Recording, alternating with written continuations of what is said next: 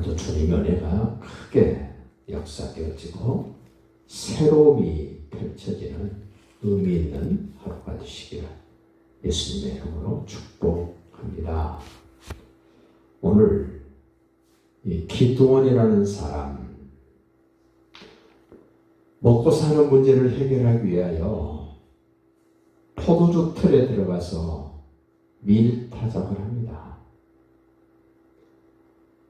히브리 사람들의 포도주 틀은 보통 사람들이 들어가면 밖에서 안 보일 정도로 깊은 포도주 틀입니다.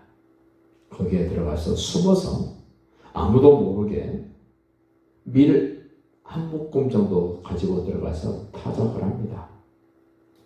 얼마나 힘들었으면 그랬을까?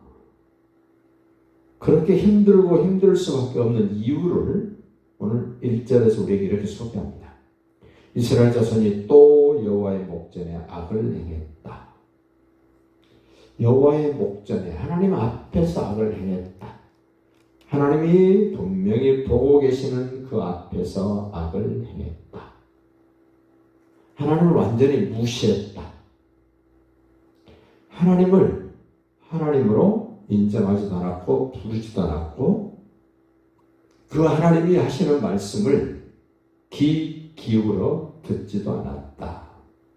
그래서 7년 동안 하나님이 미디안 사람들의 손에 이스라엘을 넘겨줘 버렸습니다.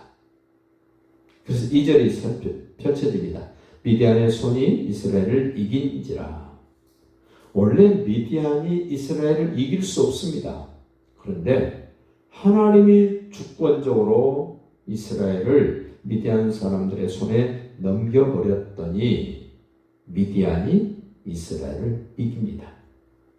오늘 여러분과 저도 하나님이 함께 하시면 반드시 승리하게 되는데 하나님의 말씀을 듣지 않고 악을 행하면 하나님을 인정하지 않으면 하나님은 우리를 사단 마귀에게 세상 사람들에게 넘기신다는 겁니다. 그래서 이스라엘 자손이 미디안으로 말미암아 산에서 웅덩이와 굴과 산성을 자기들 위하여 만들었다. 자기를 위해서 웅덩이나 굴이나 산성을 만드는 것보다 더 확실하게 보장받을 수 있는 것이 하나님을 찾으면 되는데 하나님을 찾지 않습니다. 인간은 바닥을 보지 않으면 하나님을 찾지 않습니다. 다 잃어버리지 않으면 하나님을 찾지 않습니다. 다 망가지면 그때서 하나님을 찾습니다. 그것도 은혜지만 좀 형편이 좋고 건강이 좋을 때 하나님을 찾으면 얼마나 좋습니까? 얼마나 이 미디안 사람들이 이스라엘을 괴롭히는지 4절 보십시오. 진을 치고 가사에 이르도록 토지 소산을 멸하여 이스라엘 가운데 먹을 것을 남겨두지 아니하며 양이나 소나 나귀도 남기지 아니했다. 얼마나 힘들어지는지 6절 보십시오. 이스라엘이 미디안으로 말미암아 공피함이 심했다. 공피함이 너무너무 심해서 먹고 사는 일이 캄캄했습니다. 해결책이 없었습니다. 이런저런 일로 인하여 너무너무 압박이 심했고 고통이 심했습니다. 그러자 이스라엘 자손이 여호와께 부르짖었다. 하나님은 나로 하여금 하나님 앞에 나오도록 하나님께 부르짖도록 여러 가지 것으로 공핍하게 만들고 압박을 받게 만들고 핍절하게 만들어서 하나님께 부르짖게 만듭니다. 하나님을 찾게 만듭니다. 그것이 은혜입니다. 7절도 보십시오. 이스라엘 자손이 미디안으로 말미암아 여호와께 부르짖었다. 우리가 하나님께 부르짖으면 하나님은 마치 기다렸다는 듯이 응답을 하십니다.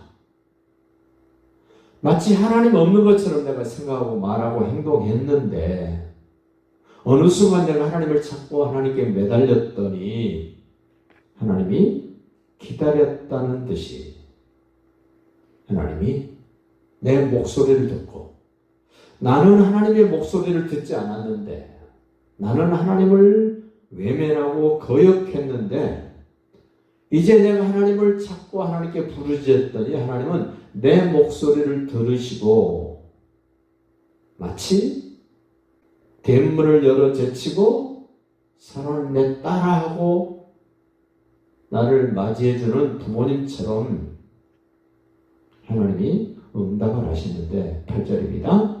사사기 6장 8절 여호와께서 이스라엘 자손에게 한 선지자를 보내시니 그가 그들에게 이르되 여호와께서 이같이 말씀하시기를 이스라엘의 하나님 내가 너희를 이집트에서 인도하여 내며 너희를 그 종되었던 집에서 나오게 하여 신에서 언약 얘기합니다. 창세기 15장에서 만들었던 아브라함과 맺은 언약 이야기를 합니다. 나는 너희의 하나님 되기 위하여 내가 너희들에게 많은 증거를 주지 않았었니?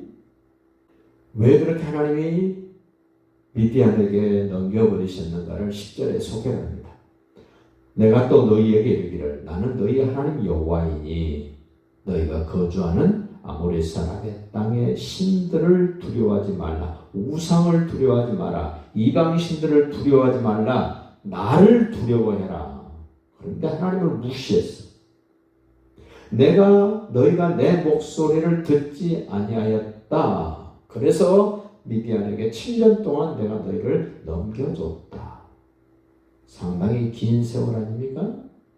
이 사사기에서 계속 살펴보게 되는 것은 나를 힘들게 하는 세월에 비해서 하나님이 나를 평온하게, 태평하게, 안전하게 하시는 기간이 훨씬 더 길다는 사실을 기억하시기 바랍니다.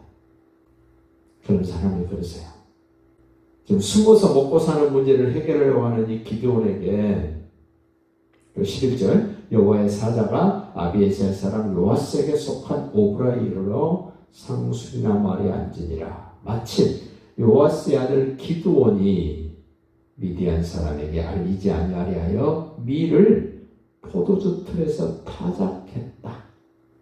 숨어서 먹고 사는 문제를 해결하기 위하여 아무도 볼 수 없는 포도주 틀에 들어가서 한 움큼의 밀단을 가지고 들어가서 그걸 타작합니다. 얼마나 볼품이 없습니까? 얼마나 참 안타깝습니까? 그러자 하나님이 쓰고 싶은 기드온에게 말씀합니다. 12절 보십시오. 여호와의 사자가 기드온에게 나타나 이르되 큰 용사여 여호와께서 너와 함께 계시도다. 기드온이 하고 있는 이 몰골을 보십시오. 혹시 미디안 사람에게 들키면 빼앗기고 혼쭐이 날 것 같으니까 자기의 생명을 부지하기 위해서 포도주 틀에 들어가서 밀타작하고 있는 이 기드온에게 하나님이 하시는 말씀, 큰 용사요. 지금 미디안을 피해서 기드온이 하고 있는 이 일을 보면 어떻게 큰 용사를 할 수 있습니까? 치졸해 보이고 쪼잔해 보이고 옹색해 보이고 아주 초라해 보인 그 기드온에게 하나님이 하시는 말씀, 큰 용사요. 어떻게 큰 용사가 될 수 있습니까? 이어서 하시는 말씀, 여호와께서 너와 함께 계시기 때문에 너는 큰 용사야. 오늘 여러분과 저도 하나님이 말씀으로 성령으로 임마누엘로 함께 하시면 나를 큰 용사라고 그럽니다. 인간적으로 육신적으로 보면 그럴 수 없습니다만은 하나님이 그러세요. 큰 용사예요. 또 하나 큰 용사가 되는 것을 14절 말씀을 보십시오. 여호와께서 그를 향하여 이르시되 너는 가서 너의 힘으로 이스라엘을 미디안의 손에서 구원하라. 하나님의 역사를 펼치는 사람은 큰 용사입니다.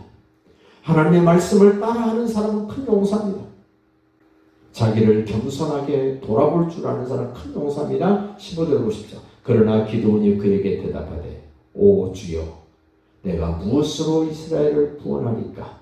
보소서 나의 집은 므낫세 중에 극히 약하고 나는 내 아버지 집에서 가장 작은 자입니다.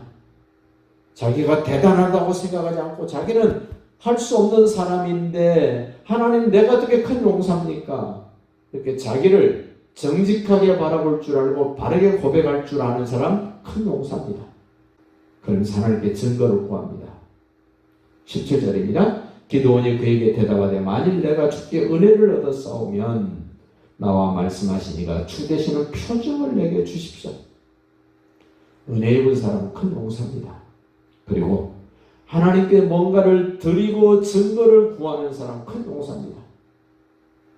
하나님 얼마나 기다리나 보십시오. 18절 내가 예물을 가지고 다시 주께로 와서 그것을 주 앞에 드리기까지 여기서 떠나지 마시기를 원하나이다 하니 그가 이르되 내가 너 돌아올 때까지 내가 기다려줄게. 하나님께 예배드리고 싶어하는 사람, 하나님께 내가 증거를 구하고 그것으로 힘을 얻기를 원하는 사람, 하나님은 큰 용사입니다. 오늘 저와 여러분이 하나님이 인정해 주신 큰 용사의 모습이 분명해지는 한 날이 되시기를 예수님의 이름으로 축복합니다.